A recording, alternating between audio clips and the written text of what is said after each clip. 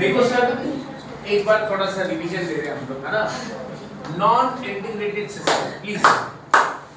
Non integrated system हम लोगों ने लास्ट संडे देखा था, मतलब ये संडे छोड़ के लास्ट क्या सीखा था सर नॉन इंटीग्रेटेड सिस्टम में, कि नॉन इंटीग्रेटेड सिस्टम में हम लोग सिर्फ और सिर्फ खर्चा रिकॉर्ड करते हैं। कौन सा खर्चा सर? प्रोडक्शन से लेकर सेलिंग तक का खर्चा, ओके। और उसमें एसेट्स और लायबिलिटी रिकॉर्ड नहीं होता है।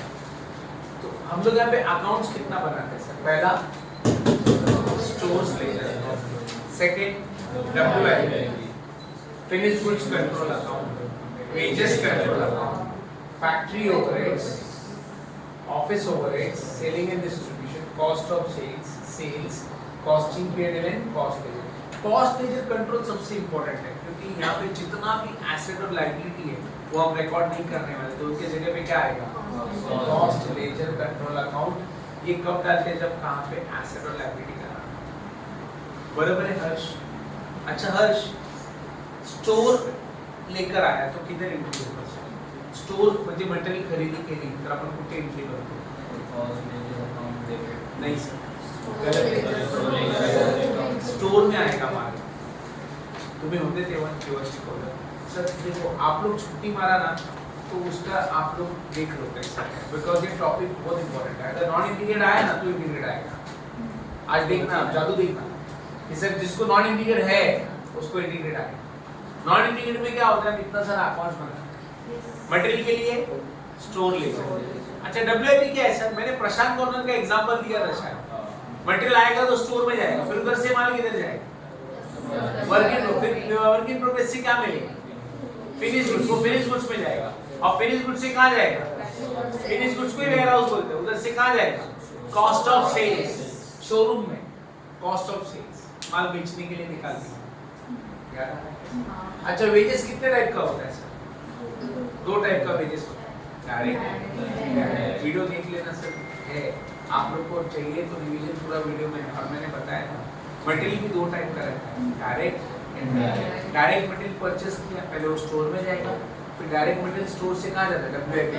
देखो ऐसा एरो भी दिखाया रहेगा, बना के दिया है, आएगा तुमसे वो साक्ष्य, वेरी गुड साक्ष्य। और इनडायरेक्ट मटेरियल भी परचेस किया तो स्टोर में आएगा, फिर स्टोर से कहाँ पे जाएगा सर? ओवरहेड्स में, एफओएच में, फैक्ट्री ओवरहेड्स में भी जा सकता है, selling and distribution. Sir important topic है ये। अगर नॉन इंटीग्रेटेड आएगा, एंड आई एम गारंटी दे रहा हूं सर, कॉस्टिंग एक ऐसा सब्जेक्ट है जिसमें आपको 90 तो भी आएगा, and give you the guarantee, लिख के दे दो। ओके असेल ना, इधर पेपर ऊपर रहेगा ना, उधर लिख के दो 90 मार्क्स। 90 मार्क्स तो पक्का मिलने वाला है सर। कुछ नहीं तो ना, अब बच्चे बोलेंगे 90 मार्क्स नहीं सर, 80 अबाउट तो पक्का आने वाला है। O grade costing. अभी इसको कितना मिला है देखो, आपके कॉलेज की टॉपर है तेजस्वी शिंदे, तुमच्या डांस सरना मधली टॉपर है। सेमेस्टर 5 में she was the first topper. FA में 96,000 मार्क्स। आपने कभी देखा नहीं, देखा नोट्स में है। एफए में 96, एफए 6, आईएफ में 90 इंटरनेशनल फाइनेंस, एफए में 89 फाइनेंशियल मैनेजमेंट में 89, एफए 5 में 80, एफए 5 अमालगमेशन वगैरह वो सब। कॉस्ट में शी गॉट 87, एफए 6 में 82, टैक्स में 80, मतलब सब में ओ ग्रेड है। तो she was the topper in our college. वो अकेली स्टूडेंट है जिसको ओ ग्रेड मिला था हमारे कॉलेज। बट सेकंड में, सेकंड का भी मार्क्स लिखा है देखो वहाँ पे। सेकंड में शी गॉट सेमेस्टर 6 में सेकंड रैंक का आई, ड्यू टू सम वो टैक्स का उसका थोड़ा गलत हो गया था उसके वजह से। तो sir you should remember when costing है ना, कॉस्टिंग आपको ओ ग्रेड मिलेगा, याद रखना। ओ लिख के दे सर, कॉस्टिंग में ओ ग्रेड आने ही वाला है। नॉन इंटीग्रेटेड जिसको आया उसको इंटीग्रेटेड आएगा। ये 15 मार्क का आता है, ये 15 मार्क का आता है, 30 मार्क को इधर ही कवर होता है। और दोनों का एंट्री एकदम सेम है, एग्जैक्टली सेम है, एंट्री एकदम सेम है, एग्जैक्टली सेम एंट्री से। समझ में आया? लेकिन आप लोग रिवीजन करके आओ सर। मटेरियल दो टाइप का, डायरेक्ट मटेरियल। कहाँ पे जाएगा सर? मटेरियल दोनों परचेस किया तो स्टोर में जाता है, फिर स्टोर से डायरेक्ट मटेरियल जाता है डब्ल्यूआईपी में, इनडायरेक्ट मटेरियल जाता है फॅक्टरीवर. वेजेस पण दोन असतात, पहले हम वेजेस को पे करते हैं और बाद में वेजेस को एब्सॉर्ब करते हैं। डायरेक्ट वेजेस की तरह एब्सॉर्ब होता है प्रियंका? डायरेक्ट वेजेस कहां पे एब्सॉर्ब होता है? डायरेक्ट वेजेस की तरह एब्सॉर्ब किधर होता है? WIP। और इनडायरेक्ट वेजेस एब्सॉर्ब होता है फैक्ट्री ओवरहेड। देखो आपको पूरा चार्ट बना के दिया है सर आपको, और मैंने ये भी बताया था डायरेक्ट मटेरियल और डायरेक्ट लेबर में क्या फर्क है। सॉरी, डायरेक्ट मटेरियल क्या होता है और डायरेक्ट लेबर जो प्रोडक्शन में काम आने हैं। तो डायरेक्ट मटेरियल डायरेक्ट लेबर ये दोनों प्रोडक्शन में जाता है, और इनडायरेक्ट वाला सब फैक्ट्री ओवरहेड। सर पढ़ो मैं आपको बता रहा हूँ, कॉस्टिंग सबसे इजी सब्जेक्ट है। 20 घंटा मिल गया ना, 20 घंटा बस होगा पूरा कॉस्टिंग कवर हो जाएगा।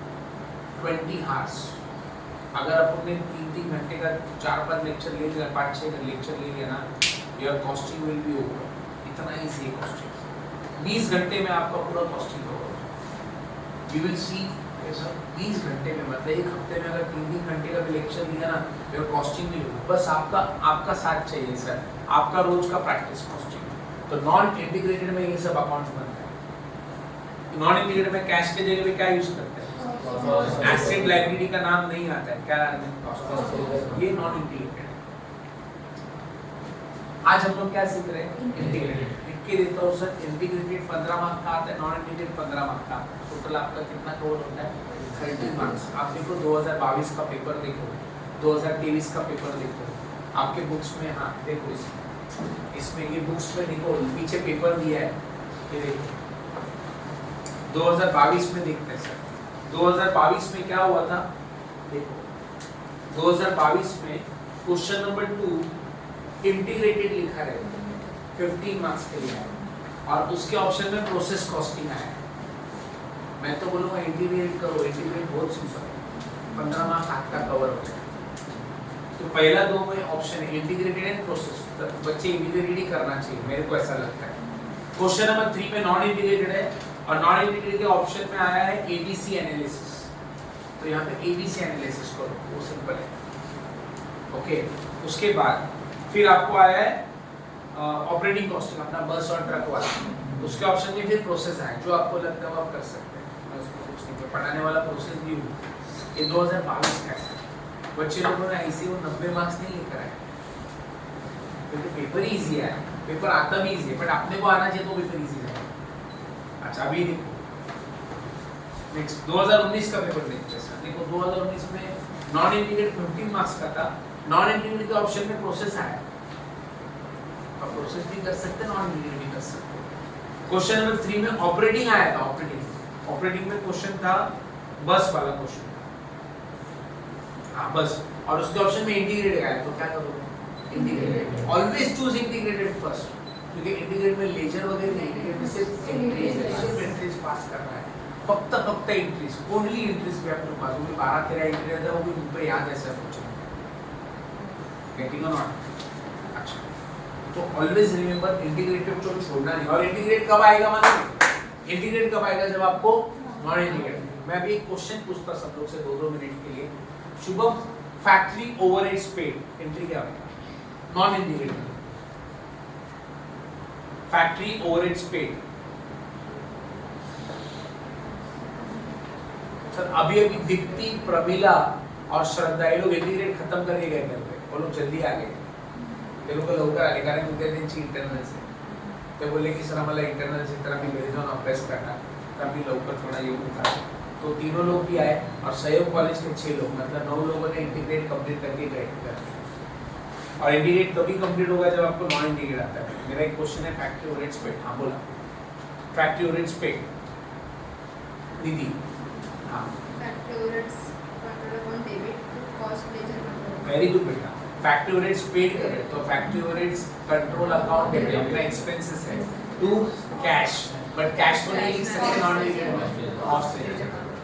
Same office and administration overheads paid, office and administration control account debit to cost ledger. यहाँ पे कैश लिखना पाप है बेटा, यहाँ पे कैश लिखना पाप है, पाप नहीं महापाप है, गेटिंग और नॉट? इधर तो cost ledger control. Selling and distribution overheads paid, selling and distribution overheads account debit to cost laser.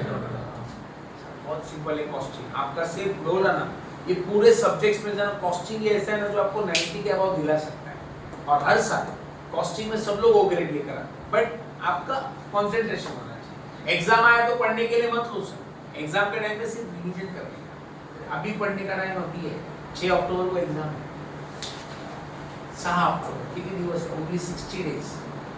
आज अगस्त चालू हो गया सर, अगस्त से सितंबर, गेटिंग ऑन नॉट, सिर्फ 60 दिन बाकी है, याद रखो कितना सारा पढ़ने का बाकी है। अच्छा, वेजेस पेड का एंट्री क्या होगा sir? Wages control account debit to cost, और बाद में वेजेस को पेड करने के बाद हम वेजेस को क्या करते हैं, एब्सॉर्ब, डायरेक्ट को एब्सॉर्ब करने का और इनडायरेक्ट को एब्सॉर्ब करने का। वेजेस का तो कंपलसरी एब्सॉर्प्शन करने का, कर ही देने का। अच्छा प्रियंका, फैक्ट्री ओवरहेड्स कुठे एब्सॉर्ब होतात, तुम्ही होते कुठे एब्सॉर्ब होतात? फैक्ट्री ओवरहेड्स किधर एब्सॉर्ब होता है, निधि कुठे होता है? WIP, very good. तो एंट्री क्या बनेगा, WIP control account debit to factory overheads. Absorb मतलब होता है यूज किधर हुआ है ये खर्चा। ऑफिस एंड एडमिनिस्ट्रेशन कहां पे यूज हुआ है, फिनिश गुड्स, तो finish goods control account debit to office and selling and distribution overheads कहां पे एब्सॉर्ब होता है, कॉस्ट ऑफ सेल्स। इसलिए मैंने बोला था वो क्वेश्चन करके आओ सर, वो जो दिया था ना 4 एंट्रीज, वो रोज करना पड़ेगा आपको, दैट्स इट। ठीक है, देखो मैं आगे नहीं टेलिंग, कॉस्टिंग में ये सबसे इंपॉर्टेंट टॉपिक है, इंटीग्रेटेड नॉन इंटीग्रेटेड। ओके चलो, अब फर्क क्या है सर, अब हम लोग आ गए इंटीग्रेटेड में। नॉन इंटीग्रेटेड में क्या होता है, कैश लिखना, एसेट लिखना अलाउड नहीं है, बट नॉन इंटीग्रेटेड में क्या है, सॉरी इंटीग्रेटेड में क्या है, हम कैश, एसेट, लायबिलिटी सब लिख सकते हैं। देखो क्या, in this system all assets like cash, stock, debtors, fixed asset, जो भी एसेट है सब लिख सकते हैं, और लायबिलिटीज भी लिख सकते हैं। लायबिलिटी क्या, क्रेडिटर्स, आउटस्टैंडिंग, लोन, डिबेंचर सगळं लिहू शकतो इंटीग्रेटेड। दोनों में क्या फर्क है, अगर डिस्टिंग्विश करने जाए तो नॉन इंटीग्रेटेड में एसेट लायबिलिटी लिखना अलाउड, उनके जगह पे क्या यूज करते हैं, कॉस्ट। यहाँ पे हम लोग कॉस्ट लेजर कंट्रोल नहीं यूज करेंगे, यहाँ पे डायरेक्ट एसेट और लायबिलिटी का नाम लिख सकते हैं। एक एग्जांपल लेता हूँ सर, देखो मैंने अगर रॉ मटेरियल परचेस किया तो नॉन इंटीग्रेटेड में क्या एंट्री होता था, store ledger control account debit to cost ledger control. ये किसमें था, क्योंकि इसमें हम कैश का नाम नहीं लिख सकते। अच्छा इंटीग्रेटेड में क्या यूज होगा, same entry, store ledger control account debit to cash to bank. क्या फर्क है सर, इधर कैश बैंक नहीं लिख सकते, इधर हम कैश बैंक लिख सकते हैं। नॉन इंटीग्रेटेड में कैश एसेट लायबिलिटी का नाम यूज नहीं होता, इंटीग्रेटेड में कैश एसेट लायबिलिटी सबका नाम। समझ में आया सर? अच्छा मुझे बता, इधर एंट्री वेजेस पेड का क्या होगा, इधर वेजेस पेड नॉन इंटीग्रेटेड में wages control account debit to cost ledger control. Integrated में क्या होगा, wages control account debit to cash and bank, क्योंकि इधर इंटीग्रेटेड में हम कैश, बैंक, एसेट, लायबिलिटी सब लिख सकते हैं। अरे समझ में आया? तो इंटीग्रेटेड बहुत सिंपल है सर, क्या करना है, नॉन इंटीग्रेटेड की एंट्री याद है, बस सब जगह कॉस्ट लेजर कंट्रोल हटा दो, उधर कैश कैश लिखते जाओ। समझ में आया? एसेट लायबिलिटी करें सर, सब करें। Yes, but today we are going to start question number 14 आपके इंटीग्रेटेड सिस्टम का। बट मैं आपको एक रिक्वेस्ट करूंगा, क्वेश्चन स्टार्ट करने से पहले मैंने 22 एंट्री दिया था ना, 22 एंट्री प्लीज ओपन, क्योंकि मुझे ऐसा लग रहा है सब बच्चे ब्लैंक आए। प्लीज 22 एंट्री वापस